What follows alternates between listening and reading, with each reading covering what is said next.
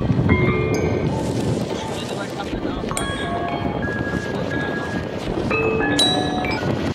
আর দেখা না আমার কলা বাগানের কাছে পাতা আকারে কলার কেটে নিয়ে যাবে আমার 3 বছর টাকা কলা টান দিয়ে তাই বলতে গেলে গরম দেয়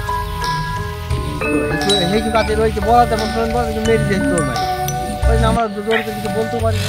হ্যাঁ ওগুলো অনেক যা পাই সবই নিয়ে যায়, সবই নিয়ে যায়, কলা কেটেও নিয়ে যায়। এখন সীমান্ত এলাকাতেও চলছে বাংলাদেশি দুষ্কৃতীদের অত্যাচার। বিএসএফ এর নজরদারির ফাঁকে কেটে দিয়ে যাচ্ছে জমির ফসল। 0 পয়েন্টে প্রাণের ঝুঁকি নিয়ে চাষ করতে হচ্ছে ভারতের চাষিদের। নদিয়ার ভারত বাংলাদেশ গেদের সীমান্তে জওয়ানরা নিরাপত্তা দিলেও রাতের অন্ধকারে এবং কুয়াশার সুযোগ নিয়ে দৌরাত্ম্য চালাচ্ছে বাংলাদেশিরা।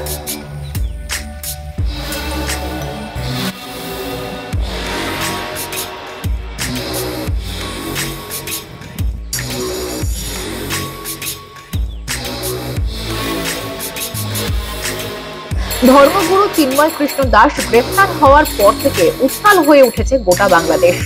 অভিযোগ উঠেছে বাংলাদেশ প্রশাসন সেখানকার সংখ্যালঘুদের ওপর অত্যাচার চালাচ্ছে। হিন্দুদের গ্রেফতার করার পাশাপাশি বাড়িঘর ও মন্দির ভাঙচুর করা হচ্ছে। দেখা যাচ্ছে বাংলাদেশিরা ভারতের পতাকা মাটিতে ফেলে তার উপর দিয়ে হেঁটে যাচ্ছে। পাশাপাশি ভারত সম্পর্কে সোশ্যাল মিডিয়ায় বিভিন্ন কটূক্তি করছে বাংলাদেশিরা, যার কারণে বর্তমানে ভারত এবং বাংলাদেশের মধ্যে তিক্ততা অনেকটাই বেড়েছে। সেই পরিস্থিতিতে নিন্দার ঝড় উঠেছে।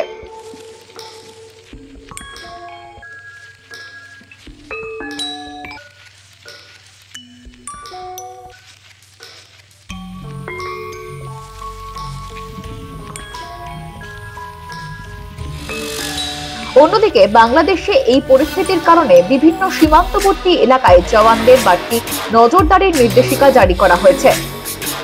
অন্যান্য সীমান্তগুলির মধ্যে নদিয়ার একটি গুরুত্বপূর্ণ সীমান্ত গেদে, সেখানেও বিএসএফ এর তরফে বাড়তি নজরদারি চালানো হচ্ছে।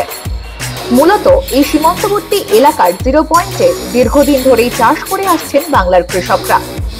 বিএসএফরা কাঁটাতারের কাছে পাহারা দিলেও তারা 0 পয়েন্টের দিকে যেতে চায় না, অথচ সেই 0 পয়েন্টেই জমি রয়েছে ভারতবাসীদের।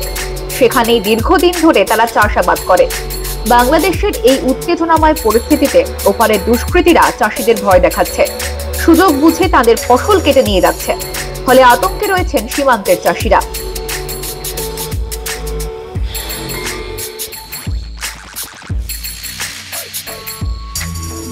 বিএসএফ এর তরফে জানানো হয়েছে চাষিদের সমস্যার কথা ভেবে নতুন করে সীমানায় কাঁটাতার দেওয়া হয়েছে।